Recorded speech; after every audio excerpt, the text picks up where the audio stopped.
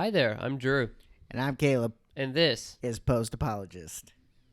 Hey, welcome to our show. Caleb, what day is it today? Today is Wednesday, That's March right. 20th, 2019. 320, almost 420. I can't wait for that day. So we're covering Season 9, Episode 14 today of The Walking Dead, what was it called again? It was called Scars. Scars. Yeah, it's very appropriate. So what do you think of this episode, just generally? Honestly, hands down, this was probably one of the best Walking Dead episodes this season. Dare I say. Yeah, this season there have been some pretty bangers this season. I loved it so far. I thought it was pretty good. I feel like this episode it definitely explained Michonne's current worldview and stuff. But I was hoping they'd go into like all the flashbacks, like in this one go. You know?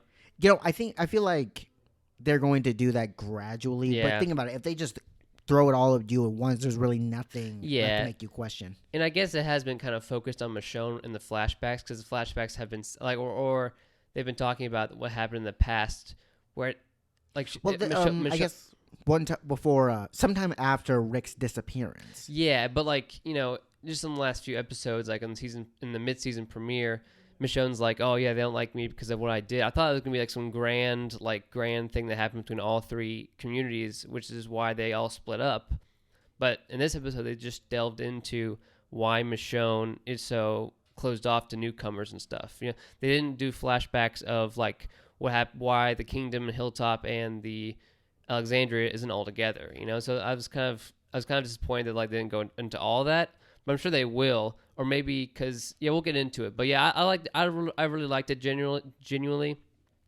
I really enjoyed seeing Michonne back in action with her non-head shaved face. But yeah, we'll get through it. We'll go going through it beat by beat in just a second. But yeah, I really liked it. It was definitely top 20 episodes because just for the emotion and the payoff. Where would it rank in the top 20?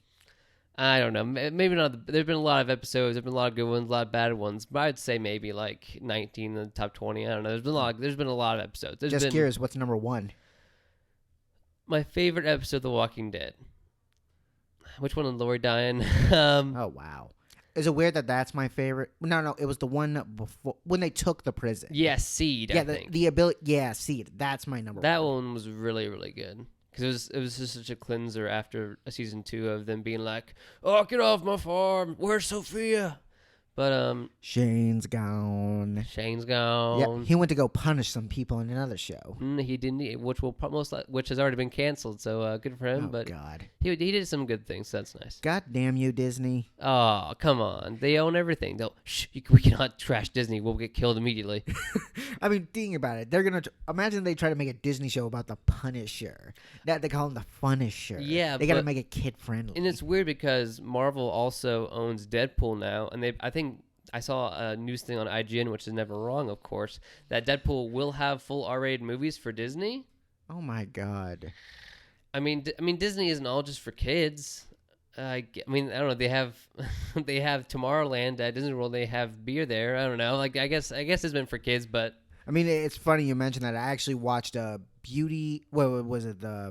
Princess and the Frog a couple weeks back with my cousin, and I never watched it before. This movie was 10 years old now? Is it the cartoon version, the newer one?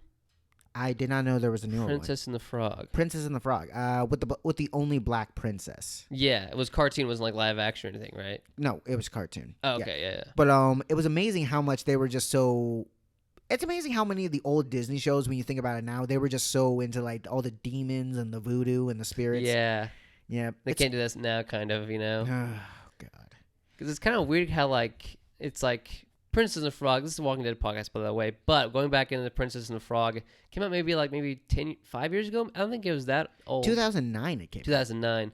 But Princess and the Frog, it's about a princess and a frog, but it takes place in the early 1900s, right? Because there's a steamboat. Post World War One. Really? Yeah. Yeah, I guess New Orleans, Louisiana. Yeah. So, but yeah, it's Disney hasn't had the best track record of of showing off diversity, because I remember in Dumbo, famously or more likely infamously, that they had the Jim Crows in Dumbo like be voiced by white actors talking like African American people. Oh yeah, It's I like remember a that. little dicey. But then in Princess and the Frog, they had like all this voodoo stuff associated with this kind of main African American villain. Yeah, I mean the main cast was African American. Yeah, so it's kind of weird for like them to be like, oh, this is all African American cast, and since it is, we have a voodoo person who is also African American. You know, Well, because voodoo is a vital thing in Louisiana. Yeah, that's a good point. So it was like, yeah, they had not just the evil voodoo doctor, but they also had a good voodoo witch. I agree. So back to Walking Dead. This episode. So we're already at episode 14. Wait, is this 14 or 15? Look that up for me, will you? Oh, 14. Episode 14. It's 14. I could have sworn it was 15. But yeah, we only have 4 episodes left this season. I'm on pins and needles now of where this season's going to end us. God, it feels like it's just gone by quickly. It's gone. Yeah, I feel like it always goes by way too quickly, you know? Because I feel like in this era of binging everything in like one sitting, like taking it week by week, it's like you look at your watch, you're like, oh wow, we only have 4 episodes left. We've watched 12 episodes of this new season. 4, 3, 2, 1, and it's here over. comes the depression. And we gotta wait for 6 months to get to the next one, you know. But let's get right into the episode. So, opening, Michonne is cutting up zombies on the riverbank, looking for hopefully Rick's corpse. So just a normal day in the apocalypse. Exactly. So it's weird because it's a really artsy song is playing. It cuts to one thing. I think Michonne finds his gun. In that shot, she's not pregnant. But then another pan up happens. Or is that? Well, that was like the I guess like her stomach hasn't fully. I don't know how I take that back. The stages of pregnancy. How do you like get pregnant, Caleb? Huh? Nothing. Yeah. So initial. Yeah. It takes like 3 that months. First stages of pregnancy. You know, her stomach's not fully bloated. Course, The baby's not fully formed yet. Formed. So, yes. Bloated. Yeah. The baby is not formed yet. But yeah, they cut to Michonne just walking around in the wilderness alone, just super pregnant, like at least like 6 months at that point. She's a pretty big bump going. So I really like the artsy song they played. Like The Walking Dead really hasn't played that many artsy songs, like kind of like just to be like arty or anything. But I really liked it. It's just real soothing, and it was anything to like not have the background cicada noise in every single talk in the woods. Like if you go back to any Walking Dead talk that they have out in the wilderness or something, the crickets are always so loud, like even during the daytime. I'm like, is that always like that? Like when Michonne and Judith were talking at one point, it's like, I mean, you ever hear crickets in the woods? Those things, you can't unhear. Yeah, that's fair. So yeah, she finds Rick's gun, and it's weird because even in the present timeline, it seems like they admit that Rick is dead, but they find his gun like this far away from the bridge, I guess. Well, it was probably washed along, like. Yeah. Because it was found in a mud bank, wasn't it? Or a river bank? Yeah, riverbank was covered in mud, but you would think that, guns don't naturally float down rivers. So maybe Rick had it on him, he dropped it, and then he got taken away by a crazy helicopter, by a weird trash lady. It's weird. It's kind of like present day Michonne's kind of. I feel like we haven't seen her say like, "Oh yeah, I definitely know Rick is dead," but maybe she's so focused on protecting the first Judith. stage of grief is always denial. Yeah, but has she been in denial for the last 6 years, or has she gotten past it? You know what I mean? But yeah, so Daryl and Michonne talk. Daryl doesn't want to come back until he finds Rick. So at this point, I think they still believe that Rick at least is a walker. They want to hold on to that kind of hope. I mean, Daryl, I definitely have to respect. I was always wondered why he put himself in like self-exile. That's basically what he did. So he's like he refuses to come back until he finds his best friend. Yeah, exactly. So then it cuts to present day. Michonne puts like the huge 44 Magnum for the little girl in like a cute like colored box with like flowers. I always think it's so cute when like Deadpool like has like a unicorn backpack full of hand grenades and all that kind of stuff. Oh, that's what he keeps in that thing. Probably something like that. Yeah, his little Adventure Time watch. So Daryl and crew show up at Alexandria. Aaron doesn't want to let Lydia in, which makes sense. Man, poor Aaron. He's still recovering. At least he's got his little girl though. He's a single dad. Good for him, right? Mm-hmm. How do they deal with diapers in this world? That's Cloths. That's a lot of cloth. Like you're gonna run out of cloth eventually. Recycle. Yeah, reduce, recycle. Oh, they probably gotta scrub the shit out of it. Literally, literally. Literally. No pun intended. Let's see what else we got here. So, another flashback. Michonne recognizes someone. Oh yeah, so someone else comes to the gate in the flashback of Jocelyn, a character we've never heard of, never talked of before. I looked up a funny reaction video where it's like, oh, how does she know this? Like, oh, they're both black. They must know each other. You know what I mean? I'm like, nah, that's terrible. But so she's like, Jocelyn? So it's weird for anyone to recognize anybody from their past lives, you know? It's like crazy. Honestly. I mean, there was with, what's the name? Martinez? No, that was Morales, right? Morales. I always get the names mixed up. No, yeah, it was Morales. Yeah, and Jocelyn. Morales? Jocelyn definitely had more screen time than Morales did. It's like, Morales, you're live. Daryl bolt to the back. Oh, I didn't know who that guy was. Who cares? Oh, no, he knew who it was. He just he did. Good point. So Daryl wants to planning on going back to the kingdom. Have you read the comics up to date? I forget. This reminded me a lot of, in the comics, isn't the spoilers, but in the comics, Michonne has 2 daughters instead of just one son that died.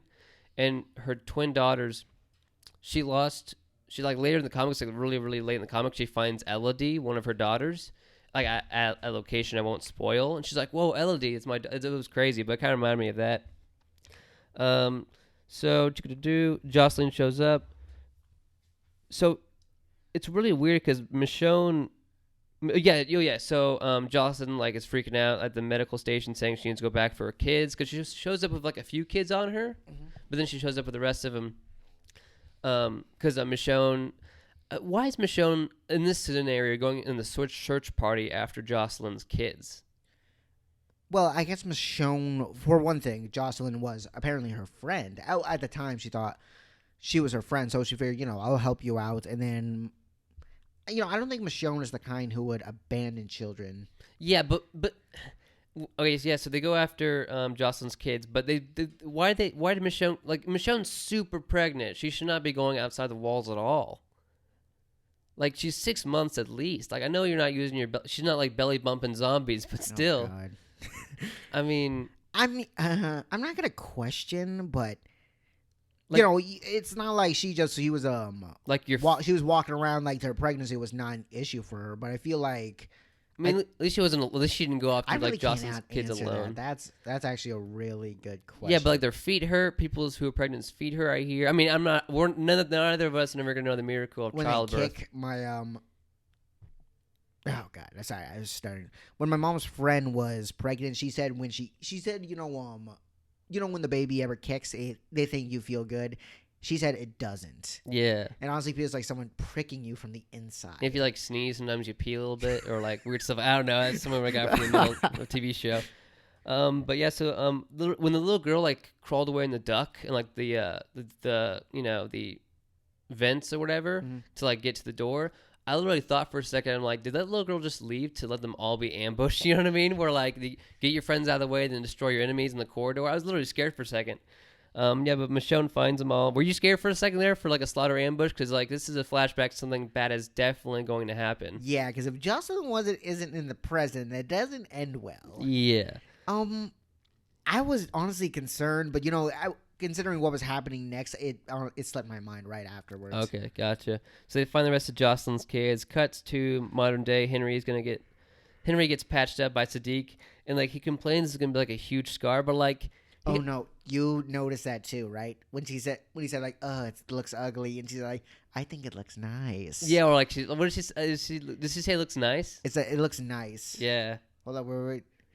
I think we were both thinking she could lick his knee. It's like, oh, don't lick it. Yeah, it's weird. Maybe the face. But I was thinking, I did read that in the comics. I'm thinking, that's gotta be so disgusting. I'm sorry. It's almost like a burn though, because it's healed over. But yeah, even then, it's like you don't lick a scab. Yeah, you just pick at it. Ugh. But yeah, Henry's like, oh, it's gonna leave. I'm thinking about to hurl.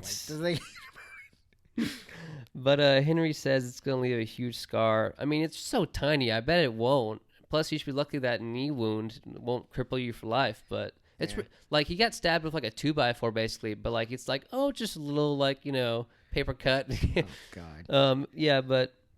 Well, I mean, in this world, infection can be horrific. Yeah, of course. So Michonne and Lydia talk. Michonne basically says, "Oh yeah, it's right." So Michonne says like. If she loves Henry, she should just go away. And if she wants him to be safe, she should just leave. Like, Lydia should just leave. Which I'm like, I guess that's just Michonne. Doesn't really, looking back, I guess it doesn't really reflect her arc in this episode. Just saying that, like, hey, you suck. Get away from Henry, I guess. What do you think about that? saying just like she should move on. Like, I mean, Lydia's gotten a lot of trash, and she deserves it for being a part of the wrong team. But like, I think I honestly can't say for sure. I know Lydia is way more trouble than her worth is. There's gonna be some redemption for her. There's already been a little redemption for her, but dude, she's like what is it? She's like honeypot. no, she's like the log that stands between gasoline and a spark. And, it's just gonna keep it burning. It's gonna keep. Gotcha. That's the best metaphor I can think of. The space, would you say? The space between a spark and a log. Like a basically log? a big piece of wood. Oh, okay. Yeah, gotcha. so basically like she's just going to keep that fire burning and burning. Like without her, then that fire is going to go out. But that would be her, the Whisperers, and the communities. Like, just, you got to send her out to the... I'm sorry, but you got to send her out to the wolves. I think the wolves are all dead. Carol killed them all. Oh, right. The... Whisperers? They'll kill her too. I meant the Walkers. How about Oceanside? I wonder if they're still... We haven't seen Oceanside at all. I wonder if they're going to show up in the last few episodes here, All the Amazonian women's and Wonder Woman. So Daryl and Judith talk in the cute little lake. They have cool, like, a water wheels at the lake. You see that? That's pretty sweet. Hey, human ingenuity is a thing. Yeah, but Daryl and Judith are so cute, and Judith's like, yeah, I kind of wonder what you knew. I'm honestly waiting for the day Daryl calls her little ass kicker again. Oh, yeah, that'd be so great. That would be the highlight of my. That would be the highlight. And then she'd be like, "What?" Because she was like a baby. I called you that when. Well, you did kill your first human when you were born. Oh yeah. Okay. You got the highest kill record of us all, kid. So Daryl says he's moving on after he's going to drop off Henry and Lydia and get it off his back. By the way, did you ever... I listened to some other podcasts about like last episodes and stuff. Did you ever feel like Connie and Daryl might have a relationship? There are... I think there are some in the fandom that are already shipping them. I think there's already... I would not be surprised if there's already fan art going on. Yeah, people are like, they work fast. Yeah, and then I think their couple's name is Donnie. Oh God, which is pretty funny. Yep. But yeah, I think that'd be funny because that whole relationship is so great because Daryl is the one who has to talk the most in that relationship, and he's never the one who talks in any relationship. It's always the other person who's blabbed their mouth on. But since she's deaf, he's the one who has to talk the most. But I think it's amazing because you ever notice Rick was the only person Daryl would ever have the one-on-ones with.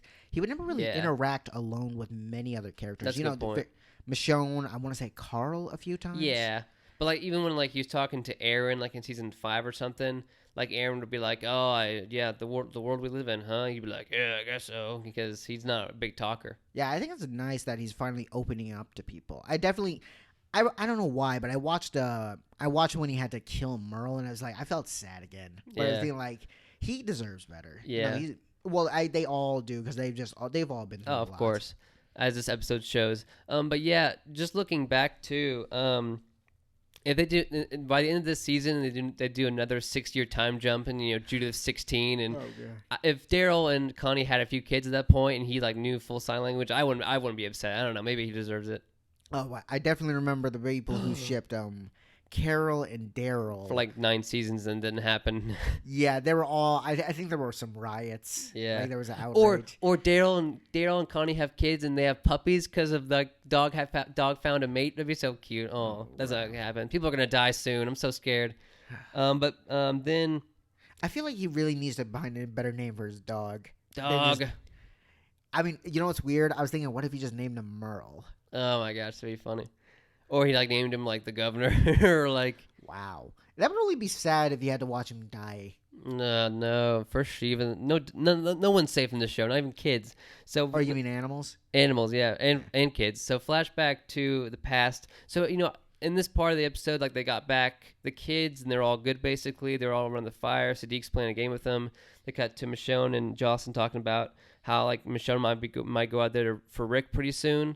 Which is like, man, she might like go on a full trek like she did for the governor and go out searching for Rick. But she's super pregnant, so hopefully she'd wait at least until after. Because riding a horse when you're like 6 months pregnant cannot be super easy. I'm pretty sure doing anything when you're 6 months pregnant isn't super easy. Yeah, or comfortable. And we'll get to that stuff later on. But But yeah, Jocelyn says like creepy quotes that we didn't realize were creepy until later, where she's like, "Oh yeah, all the parents are gone, and but kids are good. They're capable of anything." Then she looks at the camera and winks. Yeah, that. Yes, that's not mysterious or suspicious at She all. jabs Michonne with her elbow. All right, hey. So I mean I get why Michonne thinks Rick's still out there because hope and all that stuff is good, but wait till after you have a baby because I feel like one thing in this episode I don't like is that like Michonne's so willing to just go out there. The whole thing of like a pregnant woman is like, well, it's your decision for the baby, but at the same time, the life is bigger than your own right now because a mother's instinct is like huge, obviously, but like her risking her life of her child seems like a big deal because it's Rick's child too.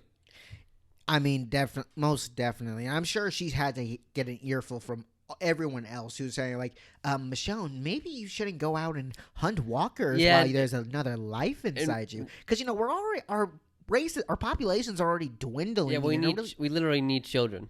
Yeah, our populations are dwindling, and you're kind of not helping. Yeah, exactly. You're not doing us any help here. Like Daryl's fine with that. I think at least Aaron should have said like, "Are you sure you should go out there still?" And she's like, "What am I? 6 months pregnant? Don't judge me." I think they've already done it so many times at this point. It's like a waste of breath. Oh well, yeah.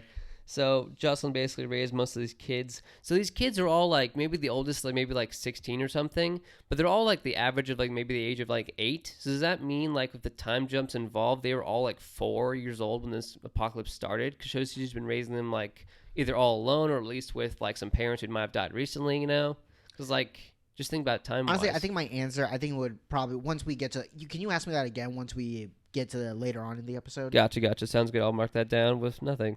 I'll make sure to remember though. So, Michonne, yeah, like it'd be like how terrifying and madding it'd be if like Michonne finds Rick and she's like, "Oh, I lost our child because I decided to go after you, 9 months pregnant, but at least I found you." It's like, hey, he may be a child, but I still have you. We can just make more. Exactly. Oh God. I'm like, "Oh, Rick, you don't have any hands or legs." Oh no, I guess we'll make do. No, but I still got the. Hey, I don't need them. Yeah, good point. So Daryl and the group just leave in the middle of the night from Alexandria. I feel like that's kind of weird. Just like I feel like it's not a very good idea to just leave in the middle of darkness. At this point, I don't even question it anymore. They are gonna make sketchy decisions. They like the risks. Yeah, I guess so. They're just addicted to it now. But yeah, and Daryl. Let's not forget plot convenience. Plot convenience, indeed. So Daryl talks to Michonne before he leaves. I like how they're still buddy. And Daryl tells Michonne she should tell Judith the truth about all that happened. So did you have any theories, by the way, of like what this was before it actually was revealed or anything? Wait, what do you mean like that? Like it's all obviously a flashback of something terrible that happened. So I'm thinking like, okay, either like they're gonna start eating these kids because they're desperate, or like something bad's gonna happen. Why Michonne's all angry and stuff in the modern day, or should I say, the present day. So did you have any theories about like, oh, I bet Jocelyn's going to die heroically or something like that? Did you have any theories about what all went down? When she first appeared, when she was all in like hysterics, I was thinking like I kind of do like the deductive deal during the episode, especially because this was a flashback. Mm-hmm. So knowing we haven't seen her later on, something's going to happen. Something bad's going to happen. But as far as theories go, I was thinking like she can't be good news. Yeah, or at least she can't be alive in the modern day as far as we've seen, Yeah. Because, it's like they're not going to kill off they're not going to introduce a character, then kill her off in the same episode without giving them some kind of impact. Yeah. Like, they're going to make it like, oh. Like, she's not going to like, oh, hey, how's it going? My name's Josh. Exactly. Oh, God, I'm being eaten by walkers. Yeah, like imagine if this was Morgan and came back with all these kids. Like, oh, my, Morgan, hey, how's it going? Like, how's your TV show been? Oh, not that good? Oh, sorry to hear that. But other flashbacks, so many flashbacks. Might just need to do this in order. Actually, I take that back. I think they did do that one time with Beth's boyfriend. I think he died in the same episode. Oh yeah, he did. Like Zach or something. That was funny. Yeah.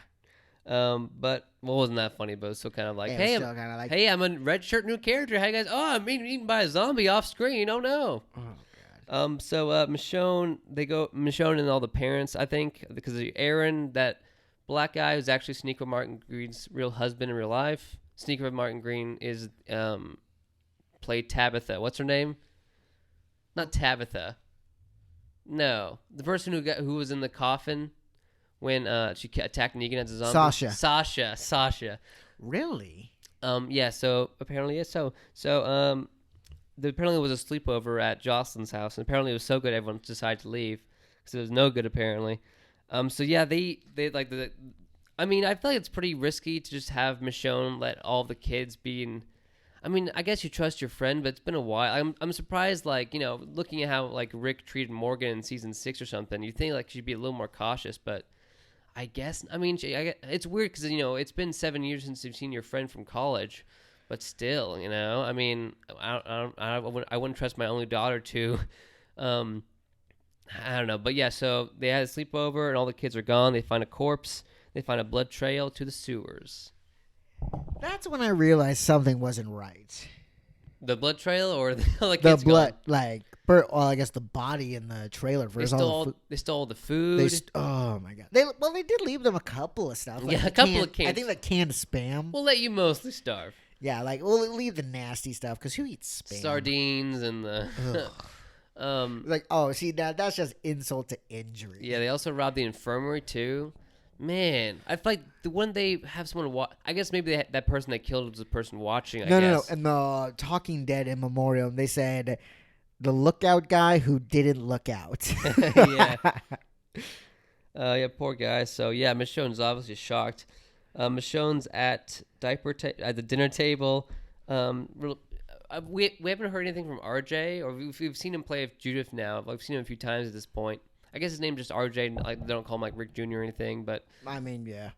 Judith asks to be excused, goes to bed. Good to do. Oh yeah, so Michonne wakes up in the middle of the night. I think she was gonna tell Judith the whole truth, but then she finds out Judith is gone. So then she goes to Negan's cell, and Negan just reading in the middle of darkness and was like, I haven't seen her. That scene was awesome. I really like that scene. No, that was hands down probably one of the better scenes in the episode. Mainly because I can never forgive Negan for what he did to Glenn and Abraham. I'm never gonna let him live that one down. But there is some room for redemption. And what's the best way to describe this? There's no hope for him. What he did. But he can only make up for his mistakes, up for his sins from there. As well as he can, I mean. Yeah, and this was this was the first time I think he was just truly real with someone. Not with all the, he likes to talk all big, talk all snarky, but he was just being honest, letting her know hey, I tell her how it is. I even told her how I turned Glenn's head into what's that stuff? Outdoor ketchup on the road. Oh, ketchup, yeah. I dropped roadkill. Jesus Christ. You couldn't think of roadkill? No, I was just thinking if you drop a bottle of ketchup on the ground. Yeah, I guess.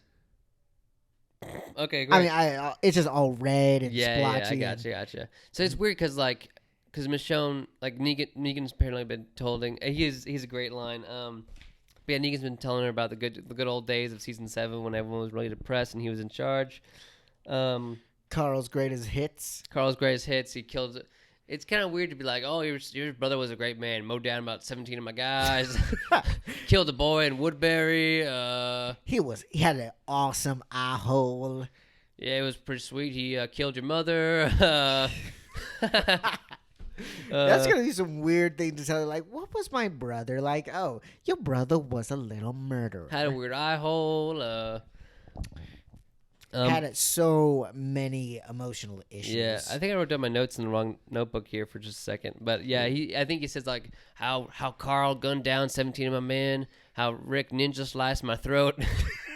Ninja sliced my jugular. That's what jugular. That was funny. So yeah, so he's basically just saying you should have told the truth, and I'm the one who always shoots straight with her. Even Michonne's like, oh, you and your bullshit. And stuff. I'm no better, but at least I'm honest. Yeah, I just wonder if Negan knows about all this stuff that went down as well, because I feel like no one would tell him or go out of their way to tell him, I feel like he has a way of getting it out of people one way or without, coercion or threats, kind of just he likes to play the mind games, say hey, blah, blah, blah, talk to you, and he's secretly telling tell me what's going on. It must be maddening because, you shouldn't tell him, where all your weapons are or anything, but at the same time, you might be, Gabriel might tell him like, "Oh yeah, we're doing pretty well in stocks right now," because like he's not gonna break out, but at the same time, like you're not gonna tell him your life story. Yeah, you're not gonna tell him. Oh yeah, there are people who like to walk around wearing walker skin. Oh yeah. So Daryl and Michonne are looking for Judith and Jocelyn and the rest of the Alexandria kids. So she lets her guard down. She feels really guilty because you see your old friend after a long time. I guess you just trust her. I mean, Rick didn't trust Morgan, but Morgan was crazy. The kind of like, do you think like Michonne was good for like trusting her old friend, like for all the kids? Because like if I see in the apocalypse, if I see a guy who looks like Mad Max Road Warrior, Scrotus or something like that, I'm not gonna. But if I see a woman traveling with 8 kids, I feel like I trust him more. Yeah, and believe me, I would do the same thing. I'm not gonna. You trust him? I would give them the benefit of the doubt. You see, in that world, I learned to be suspicious of everyone. Yeah, I think that's. But at the same time, like I'm not going to be like heartless. Like, hey, you're not gonna hog tie all the kids and put them in a room. You're gonna let them stay in the house, but guard the house. That's one still up for debate. So you would hog tie all the kids and guard the house? Well, after yesterday, it's just a little thought. Yeah, in hindsight, of course. Yeah, just to be safe. And I've seen Children of the Corn. Children aren't always innocent. Yeah, so quite little monsters. They're just walking around. Michonne needs to take a break from walking because she's super pregnant. I guess I'm guessing that maybe Aaron and everyone else kind of split up into groups and is looking around. But also, we're kind of in that weird phase because it's only like maybe 9 months at most after Rick's quote unquote death.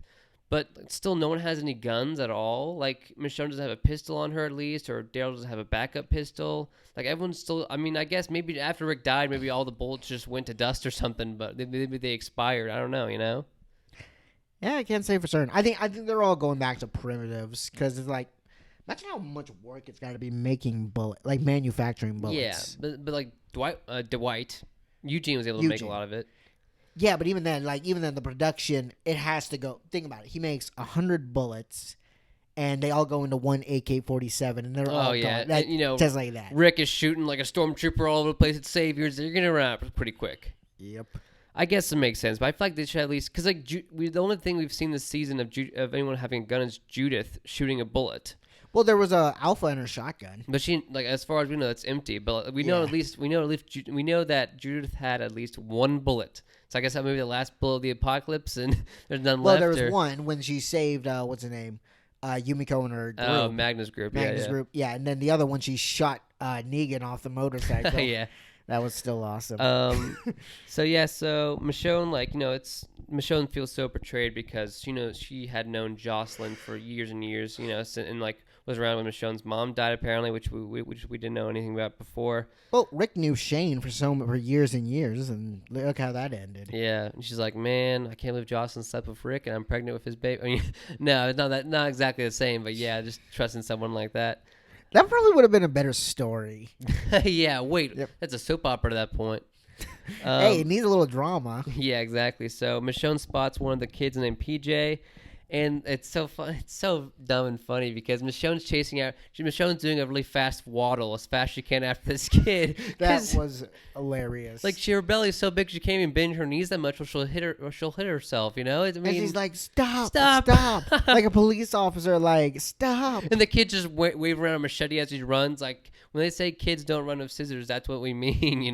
God, what if he tripped? Oh my gosh, that'd be so funny. Tragic. Michonne looks at the camera, and that's why, kid, you shouldn't run with scissors. Yeah. And the more you know plays. In the memorial. Oh God. In the memorial, like this is why you don't run with knives. Scissors, kid. Yeah. Especially pointing at you. Exactly. So he was kind of waving it when he was running. You noticed that? Yeah, and also Daryl and Michonne split up too. But yeah, so Michonne gets trapped by all the Children of the Corn / what's the word? What's the thing where they all got trapped on an island together? Paradise Lost. No, we can do this. Lord of the Flies? Lord of the Flies, that's right. Nice. And she's like, oh, listen, guys, we can all work this out. And then a little kid, one of the girls, shoots, a Barbie's princess crossbow / bionicle. I can't think of bionicle. What's the word? Bionicle? No. A bow. I thought we were talking Legos or something. She shoots an arrow at Daryl. And he's like, oh, that really hurt. God damn it. Good thing I'm fine. I think it's the first time Daryl has ever gotten shot with an arrow. Yeah, probably Well, he fell on his arrow in season 2. I guess that's No, shots. shots. Okay, Yeah. but it was Wouldn't like that be some irony though? yeah, but it's such a bit like a Barbie Disney princess bow. It's like the baby tiny one like I think my sister has. That's and especially insulting. Dale just like walks. He's like, oh, that really hurt. Good thing I'm fine. So they like, did I really just get down by a Barbie arrow? yeah, and then annoying kid. I think his name was PJ, or I put PG in my notes. I think it's PJ.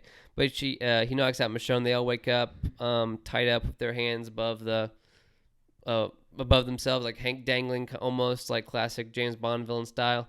Oh, I was just about to say, I think Michonne and Daryl could make like Michonne would make the perfect lead in a spy movie because she gets knocked out too easily.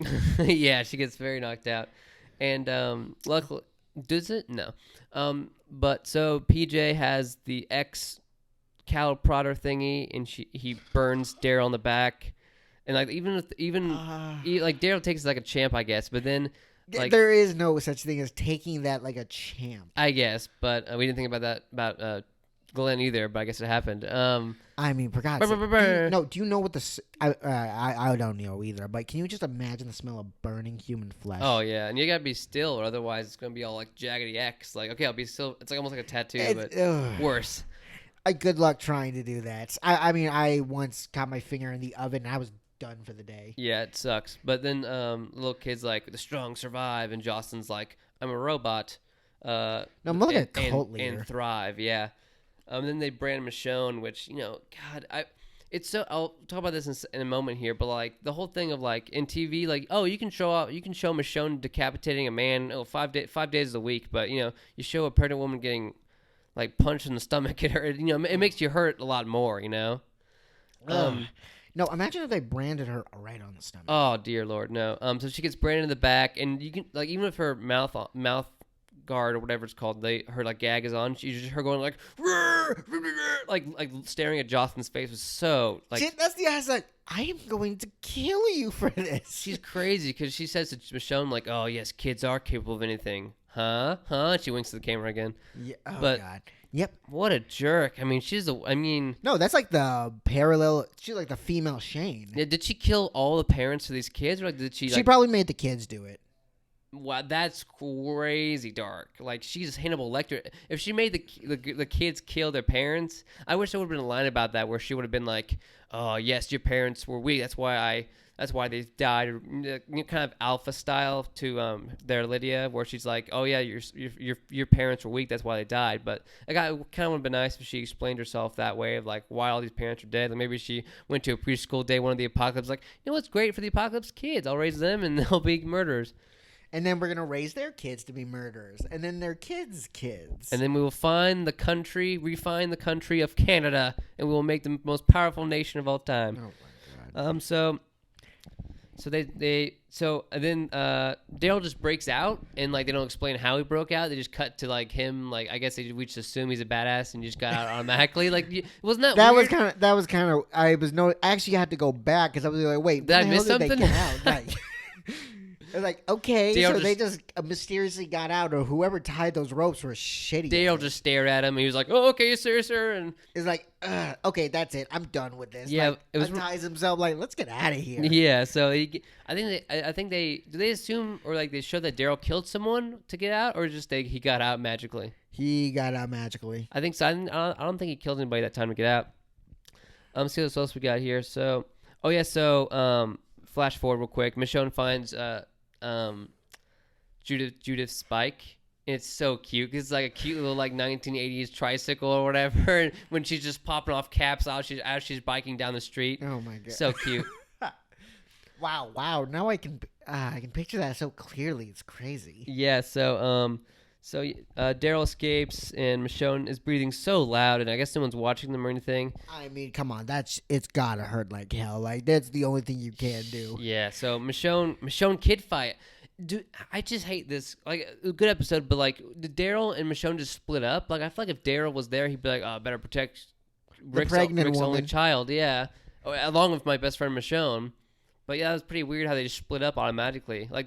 I forget if Michonne's like, go find Judith, I'll take care of these kids. But yeah, so there's another fight. Jocelyn tells them to, like, buy time as they escape with Judith, because like Judith is still like so cute because they still have the original like season 5, 6, and 7 Judith actress where she's like maybe like 5 or 4. She's completely blonde, which is kind of weird because Judith a little is, brownish blonde kind of deal.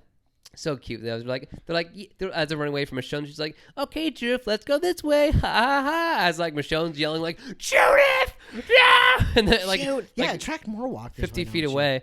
So she gets into a kid fight. Like only has a pipe wrench to defend herself, but she takes out that guy for her sword really easily. But man, that stupid PJ kid slices her on the belly pretty well, like lower section, like I wouldn't say slice, more like just gashed, which is still pretty bad. Yeah, but it's so, like I said, like it's so weird how like Michonne's cut off like who many knows how many walker heads and killed people, and people have their brains bashed in. But like if Negan beat to death like a pregnant woman, like that'd be so dark. But like just seeing a lady just be like, "Oh, you're pregnant. Oh, I hate this." It's like The Quiet Place, or whatever. Oh yeah.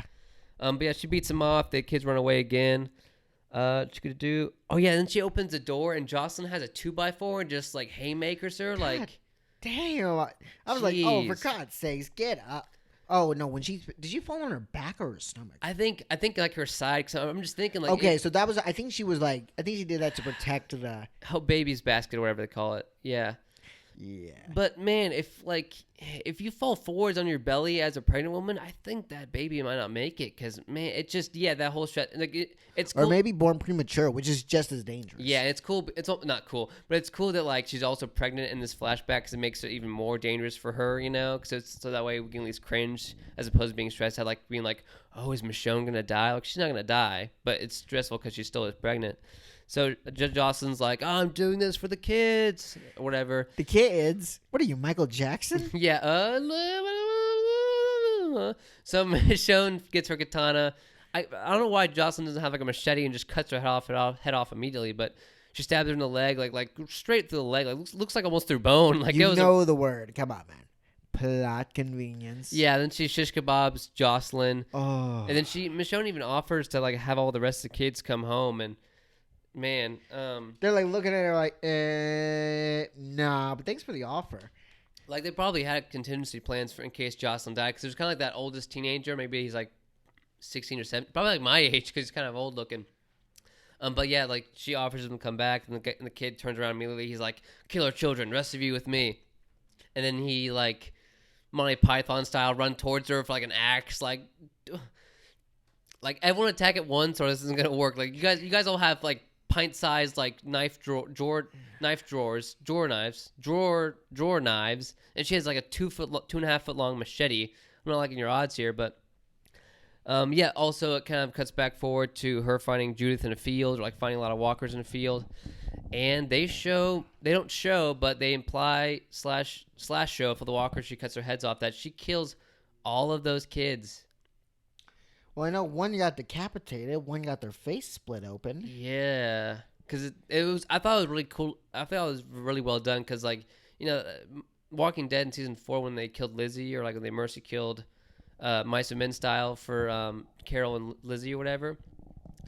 Like they're pushing it like just having someone kill a child, but like Michonne slicing through like more than like 10 kids, maybe like 10 kids. Like pregnant too, like she's just covered in blood. Man, that was like, it was. Really, I really like the editing too. Where like she like it cuts to the kids coming real close, and she slices, and then it cuts to walkers like in their faces sliced off. She was like trying to get them to stop. Like yeah, stop. Wasn't she holding one kid's knife? Like oh yeah, she's like the PJ guy or JP or whatever. I thought it was Winnie. That was one of the other names I remember on there. I think there's a PJ kid who like had the knife like towards her belly. She's like holding him back. It's really funny because it's almost like she has like her arm completely extended forward, and like has like her hand to his forehead, like, oh, you can't get me, can't reach me, because like the kid's so tiny, and she's like a fully grown woman. She like, but like, yeah, like she's holding that kid's knife back, and she's like, I'm gonna have to kill this kid, or at least slice off his hand to not have my baby get really stabbed, And meanwhile, Daryl's just checking like the most recent update of Forbes on his on a magazine in the corner of the school somewhere. Daryl just, I might have sharpened my arrows. I'm sure Michonne hasn't handled. I better come in the last minute when everything's done. But yeah, so Michonne kills a lot of people, a lot of kids, children, which is pretty like. pretty awesome. No, I'm kidding. I'm so horrible. This is so like. I mean, she gave him a chance. They were all brainwashed kids at the same time. I wouldn't say they were brainwashed. Because think about it. After Jocelyn was killed, they could have made the choice like, okay, maybe we should back off. They made that choice. Like, they live with the they have to. They live died with with the consequences.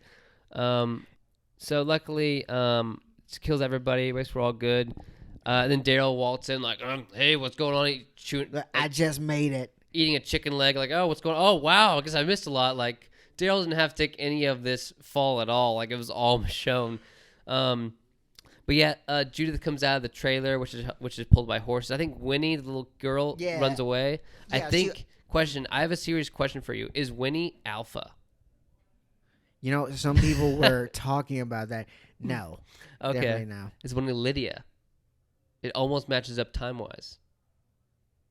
It's not. I'm just kidding, but that'd be funny. I was thinking, like, wait. Like Lydia's oh, you mean when you spared my life after you killed Jocelyn? You know what I mean? How funny that'd be. But yeah, cute little Judith actress comes out. She's so cute. She's like, she takes Mommy. Mommy. That was honestly that did my heart good. That was so cute because by the way, did you cut to episode 3 where like Obi-Wan Kenobi's like, not even the younglings survived, like when after the slaughter was happening. So cute. So Michonne kicks Michonne. I think Michonne's kills have always been so good and consistently awesome. Like with her poses, because I feel like she knows like just karate and stuff, you know. But like there's like an overhead shot of her like slicing like 3 walkers in the course of like 2.5 seconds. So good as always. But they find Judith, and Judith immediately cuts off 2 legs of a walker. That way he's disabled because she's so short. But that's pretty. Did you see that shot where like she sliced off both its legs? Yeah. And it's like a baby blade too. It's so cute. She's like, Mom, hey, what's up? And she like stabs a walker in the head. But then a walker grabs her and she's like, oh, I'm freaking out. And a baby voice. And then Michonne saves her. Funny thing about that walker that actually grabbed her was played by Chris Hardwick, who hosts The Talking Dead. No, really? Yeah. No, I couldn't tell. Maybe because of all the rotting flesh, but that's fine. Yeah, and they didn't show his face. Well, they mentioned it after, like, during the Talking Dead. I feel like they could just lie about that and we'd believe it because, like, he's wearing, like, a foot of prosthetic. Like, you know, in Star Wars Episode 7, like, they say that James Bond was one of the stormtroopers that Ray mind tricks. You ever heard of that? I feel like they could just be lying because he's wearing a mask, so who knows? Who cares? You know? Like, I mean, really, it's not like we're all going to suddenly do our research. Like, wait a minute. Something's not right. Wait, is it? Is it? Yeah. No one cares. Shocking. But yes, it's just a little fun fact. Yeah, I gotcha. So Michonne tells Judith the whole truth and all the truth about everything. But apparently Judith just knew most of it already. And she said she just didn't like seeing her mom sad. So she decided just to keep it that way. Michonne was like, wait, how'd you know? It was like, Negan, like, God damn you. Well, I think she remembered it by her on her own anyway, though. Yes, very interesting. But yeah, so I love it. Like the line was so good. Where how does it go? I have my notes right here. But like she says, like Michonne, she's like, I didn't want to bring it up because it made you sad. So cute. And then she brings up such a good point where it's like, we always do what we can for the ones we love, right? And she's like, yeah, of course. Like, when did we stop loving Daryl and Uncle Kingdom and Pet Shiva and Auntie Maggie, who's on another TV show? When your Uncle Shiva was devoured and Maggie decided to move away for no explicit reason. Mm-hmm. But yeah, so that's a great point where like Michonne realizes that she needs to help people. I like that, but it's weird. Like looking at final verdict here, it's weird because is the point of the story saying that like Michonne doesn't want to trust people and that's why she doesn't want to help out the Hilltop? No, I think she's afraid because she doesn't want the same thing. She doesn't want history repeating itself, so she doesn't want to take those chances. I definitely remember. Do you remember a couple seasons back when her, Rick, and Carl were doing some adventure, like a little quest deal, and then there was the backpack guy? Oh yeah. Yeah, and how they kept leaving him. Mm-hmm. Yeah, like twice. Poor guy. Honestly, I did not like that episode. I don't know what. Huh? That's the one with Morgan and stuff freaking out. That was Clear, right? Yeah, that was it. Yeah, I love that episode. I guess it was pretty. That was kind of like backpack guy was kind of a douche move, but honestly, that was so dark. Yeah, so but we'll get to the episode and talk about it later in just a second here. But so Judith seeing her mom break, like because Michonne started crying and she started crying. I'm like, oh, I'm crying. They go to Alexandria and they go to Carl's grave, but apparently the grave's changed since between mid seasons and stuff because the graves like does he have a gravestone or just like 3 rocks or something? You know? That was all they could find at the moment. They decided once they got enough material to make a proper gravestone. Yeah, but it was like a triangle of rocks and a couple of leaves to the right. Like, didn't they have they used a cross when they buried him in like season 8 or whatever, didn't they? I could have sworn. Yeah, but I have to go back and look. But yeah, so Michonne and Judith are driving their like funny like RV style pulled by horses car, and they pick up Daryl's group, which they're conveniently just on the road.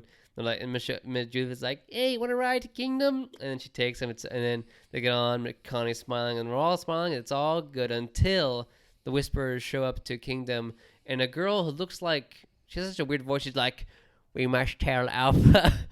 Did you notice that? It was such a weird voice she had. Yeah, that was kind of cringy. A full smile and stuff. By the way, that carriage or caravan or whatever that was arriving at Kingdom, that wasn't Michonne, right? I don't think so. I thought it was because it was it was a horse pulled car carriage, right? Yeah. Yeah, I think that was it. I have to go back and double check. Gotcha. But yeah, so that's in the episode. So going back to what I was talking about earlier, it's weird because what changed Michonne about this experience? You tell me. Well, for one thing, she just at this point she could not trust anyone, not even women or children. Yeah. And I think her irrational like decision to close off the kingdom. I think from this it's purely based on fear. Because she does. Because nothing would.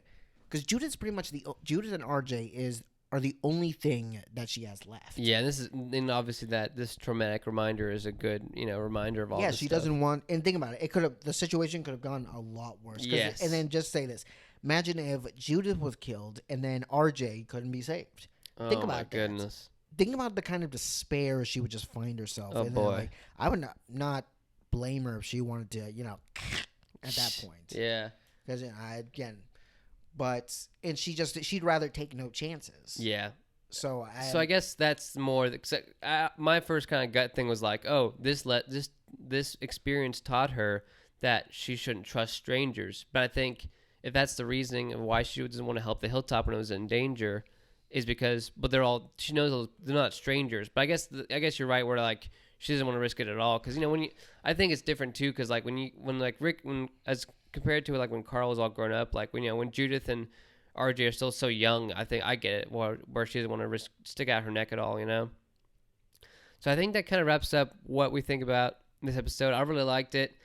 It's one of those things where like Walking Dead like kind of crossed that line again because it's weird because, like I said, I feel like we're so desensitized to like people getting eaten by zombies every 4 episodes or something, but like seeing a pregnant woman just go through the ringer is always just like, oh, please stop, because it's always just like one front fall away from destroying the belly, the womb, But yeah, I'm pretty satisfied with this. My predictions, how do you think the season's gonna end? Do you think a final battle is gonna happen? Do you think like do you think as they watch Finding Nemo or something or Blade 2, like Whisperer's gonna come in, guns blazing, just shooting everybody in the theater? Or? I'm thinking we're gonna get a season 2. I'm trying to remember what season did the farm burn down. So the farm burned down season 2. I want to say season 2. Yeah, it's like the Whisperers are gonna find their way in, bring a horde, set everything ablaze. I can picture that. I'd be amazed at that because they've already done like a war battle, but it's like gotta get back to the basics. Like let the hellfire rain. Yeah, I feel like we're still too far. I feel like we've only just discovered the Whisperers. I feel like we're too far. We're too far away to have like the full final Whisperer battle. Unfortunately, I feel like what's gonna happen is because it's weird because I wonder if they're gonna do like a cliffhanger where it's gonna be like because like where it shows the fair and then like there's a whole crowd of zombies coming from all four directions. Yeah, because it's weird because The Walking Dead is kind of dealt with cliffhangers really strangely because like in season 6 ended like it was like, oh, I wonder who's dead. Then season 7 began as like, oh well, this person died. I'm so depressed now. So I wonder if they're gonna have a full battle and like a cliffhanger, or they're gonna have like a season 7 where it's like a battle, but then like, oh, the next season's gonna be another battle, another war with the Whisperers. You know? I can't say for certain. Caleb, can you say for certain you're about to fall asleep? No. Okay, great. He's looking real doughy-eyed over here. I was looking doughy-eyed. Oh, nice. I think you look beautiful doughy-eyed. Brother. I watched myself in there. I was like, I can either double down and be creepy or be slightly awkward and less creepy. But I went for it, and you can't judge me. So, yeah, this episode's pretty great. I'm excited to see what happens next. I think what happens next is they're going to have a fun time at the fair. You know, rings are going to be thrown, dolls and stuffed animals are going to be given away. Everyone's going to have a grand time until knock, knock, knock. Oh, who's there? Must be the highwayman. The captain's back. And then it's like, oh, the captain's head on a silver platter. That's weird. Mama always said my name is Alpha and I'm going to kill you. And they'll be like, well, I didn't see this coming. But when Michonne and Daryl rock up to the sanctuary, are they going to be like, hey, we should shut to the fair at the kingdom? Are they going to be like, Mr. Kingdom, Ezekiel, should we shut this down? Because this is pretty risky. This is a pretty big target on our backs. Yeah, and these guys are not someone to be underestimated. I'm so nervous, but I'm excited. So I think it wraps it up. So you got any final thoughts or predictions? What might happen, like next episode at least? Or I mean, you pretty much just took them all out of my mouth. Oh, I'm sorry. So this finale, it's so bad because like everyone's getting full lines. Like it's like Jerry's gotten full lines. I feel like they're not gonna kill off anyone major and then save it for the finale. But we have so many. Maybe not next episode, but we have so many cast members now. You know, like we're getting pretty bloated as it is. Yeah, we're gonna have to thin the numbers, people. Well, we all know Maggie's not going anywhere because she's already gone on her own TV show or whatever. I think that was their way of like protecting her. Say like, we can't kill her off if she's not here. Yeah, and she also hates the show because it's no good for her career, and she's pretty young and she wants to do cooler stuff. But yeah, by at least next episode though, we should make some predictions of who might die. You know, because I feel like maybe like kind of a side character like Jerry. No, well maybe like no, please, anyone but Jerry. Maybe Jerry's kids. Leave Jerry, but I don't know. If I were to predict three people are gonna die. Go. Alden. Who cares? I agree. I want to say Rosita. Yeah, either Rosita or Tara. Oh, she's pregnant, but she's not that pregnant, so it's okay. I mean, that didn't stop. Well, I guess she already did. Yeah. Okay. So, Alden, Rosita, Tara. Oh, Tara. I'm thinking because we haven't gotten enough of Rosita. If Tara dies, who's gonna lay the hilltop? Enid. Well, Earl, and then Aaron. Yeah. Oh, I don't want Aaron to die. I know, damn it. Jesus has died, and if he's a dad, he's a single dad in the he's a one-armed single dad in the apocalypse. How much more can he get disabled here? Well, Herschel was a one-legged father, and farmer, I guess. But man, okay, I think that wraps up for this episode. I'm Drew, and I'm Caleb, and this is Post Apologist.